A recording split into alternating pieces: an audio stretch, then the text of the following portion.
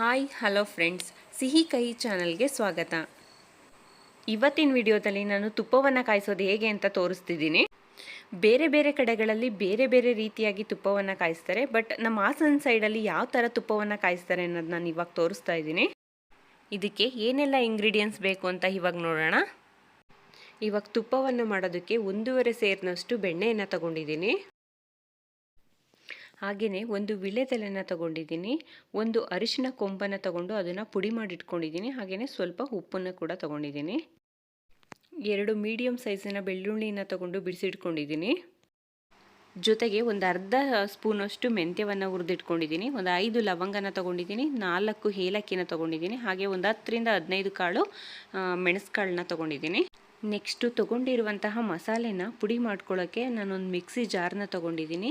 Mixie ಜಾರ್ನ ತೊಗೊಂಡು ಅದಕ್ಕೆ ತೊಗೊಂಡಿರುವಂತಹ ಏಲಕ್ಕಿ, ಲವಂಗ, ಮೆಣಸು, ಹುರಿದಿಟ್ಕೊಂಡಿರುವಂತಹ ಮೆಂತ್ಯ ಹಾಗೂ ಪುಡಿ ಮಾಡಿ ಇಟ್ಕೊಂಡಿರುವಂತಹ ಅರಿಶಿನ ಹಾಗೂ ಉಪ್ಪನ್ನು ಸೇರಿಸ್ಕೊಂಡು ಸ್ವಲ್ಪ ಪುಡಿ ಮಾಡ್ಕೊಳ್ಳೋಣ.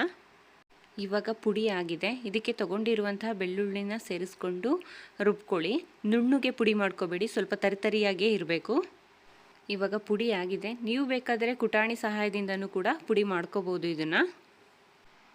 ಇವಾಗ ಸ್ಟವ್ ಮೇಲೆ ಬೆಣ್ಣೆಯನ್ನು ಕಾಯೋದಕ್ಕೆ ಇಟ್ಕೊಳ್ತಾ ಇದ್ದೀನಿ. ಇದಕ್ಕೆ ಪುಡಿ ಮಾಡಿ ಇಟ್ಕೊಂಡಿರುವಂತಹ ಮಸಾಲೆ ಪದಾರ್ಥಗಳನ್ನ ಹಾಕ್ತಾ ಇದ್ದೀನಿ. ಜೊತೆಗೇ ತೊಗೊಂಡಿರುವಂತಹ ಒಂದು ವಿಳೆದೆಲೆ ಕೂಡ ಹಾಕ್ಕೊಳ್ತಾ ಇದ್ದೀನಿ. ಎಲ್ಲವನ್ನು ಒಮ್ಮೆ ಚೆನ್ನಾಗಿ ಮಿಕ್ಸ್ ಮಾಡ್ಕೊಂಬಿಟ್ಟು ಲೋ ಫ್ಲೇಮಲ್ಲೇ ಕಾಯಿಸ್ಕೊಳ್ಳಿ, ಇಲ್ಲಾಂತಂದರೆ ತಳ ಹಿಡಿದ್ಬಿಡುತ್ತೆ. ಹಾಗೆಯೇ ಬೆಣ್ಣೆಯಲ್ಲಿರುವಂತಹ ನೊರೆ ಅಂಶ ಎಲ್ಲ ಕಡಿಮೆ ಆಗೋವರೆಗೂ ಲೋ ಫ್ಲೇಮಲ್ಲೇ ಕಾಯಿಸಿ ಒಂದು 5 ಮಿನಿಟ್ಸ್ ಕಾಯಿಸ್ತಾ ಇರಿ.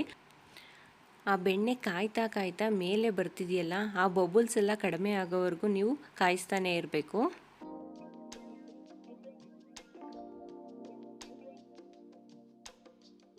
ನಾವು ತುಪ್ಪಕ್ಕೆ ವಿಳೆದೆಲೆ ಹಾಕೋದ್ರಿಂದ ಅದು ಜೀರ್ಣಕ್ರಿಯೆನ ಹೆಚ್ಚಾಗಿಸುತ್ತೆ, ಹಾಗೆ ಡೈಜೆಷನ್ ಕೆಪಾಸಿಟಿ ಕೂಡ ಚೆನ್ನಾಗಾಗುತ್ತೆ. ಹಾಗೆಯೇ ನಮ್ಮ ಪ್ರತಿದಿನದ ಆಹಾರದಲ್ಲಿ ತುಪ್ಪ ಸೇವನೆ ಮಾಡೋದ್ರಿಂದ ತುಂಬಾ ಒಳ್ಳೆಯದು. ತುಪ್ಪ ನಮ್ಮ ಬೋನ್ಸ್ನ ಗಟ್ಟಿ ಮಾಡೋದ್ರ ಜೊತೆಗೆ ಡೈಜೆಷನ್ ಕೆಪಾಸಿಟಿ ಕೂಡ ಜಾಸ್ತಿ ಮಾಡುತ್ತೆ. ನಾವು ಪ್ರತಿದಿನ ಊಟ ಮಾಡುವ ಮುಂಚೆ 1 ಸ್ಪೂನ್ ತುಪ್ಪವನ್ನು ಸೇವನೆ ಮಾಡೋದ್ರಿಂದ ಅದು ನಮ್ಮ ಕರಳನ್ನು ನಯಗೊಳಿಸಿ ಡೈಜೆಷನ್ನ ಇನ್ಕ್ರೀಸ್ ಮಾಡುತ್ತೆ.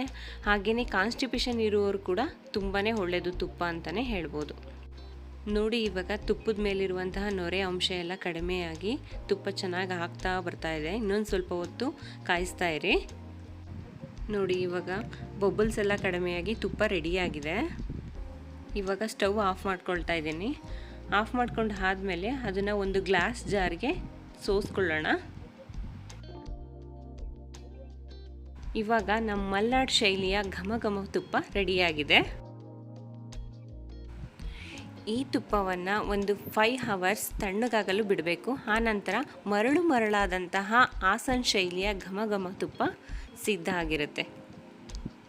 ಈ ವಿಡಿಯೋ ನಿಮಗೆ ಇಷ್ಟ ಆಗಿದರೆ ದಯವಿಟ್ಟು ಶೇರ್ ಮಾಡಿ, ಸಬ್ಸ್ಕ್ರೈಬ್ ಮಾಡಿ, ಹಾಗೆ ಪಕ್ಕದಲ್ಲೇ ಇರುವಂತಹ ಬೆಲ್ ಐಕಾನ್ನ ಕ್ಲಿಕ್ ಮಾಡಿ. Thank you.